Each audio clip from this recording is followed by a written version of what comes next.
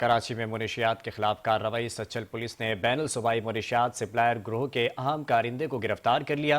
Police की खुफिया इत्तला पर जमाली पुल के करीब ये कार्रवाई सामने आई है। मज़ीद तफसीलात जानते हैं chief crime reporter Faizan Khanzada से। फैजान, बताइएगा क्या तफसीलात हैं आपके पास? बिल्कुल, इस वक्त की बड़ी खबर मशरकी जिला कराची से है, जहां सचल पुलिस ने मंशियात के खिलाफ एक अहम और बड़ी कार्रवाई करते हुए बैनुल सूबाई मंशियात सप्लायर गिरोह के अहम कारिंदे को गिरफ्तार कर लिया है।